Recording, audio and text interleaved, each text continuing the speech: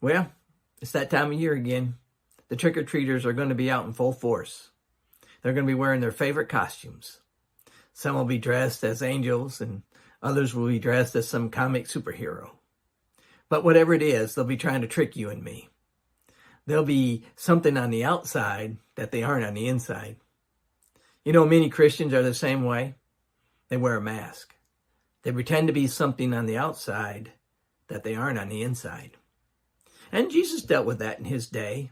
In Matthew chapter 23 and verse 28, he told the religious leaders of his day, on the outside, you look real righteous to the people. But on the inside, you're just hypocrites and you're wicked. Another time in Matthew 7 and verse 5, he told them that you ought to take the log out of your eye before you try to take the speck out of your neighbor's eye. You see, he told them you ought to get your own sin under control before you try to tell others how to take care of their sin problem.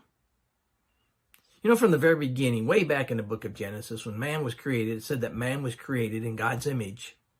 And man was always to bear God's image. We're to bear his characteristics.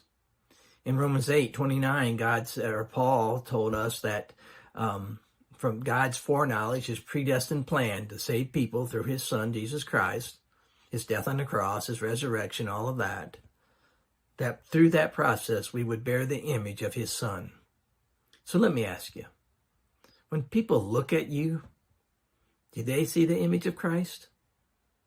Or are you wearing a mask? You know, one man said, God is seen behind all your masks. He has seen you naked and open, warts and all. You won't fool God. And really, you won't fool mankind. So I want to encourage you today. Will you take off your mask? And will you shine forth the image of Christ? And this is Jesse Walker with the Glenwood Church of Christ.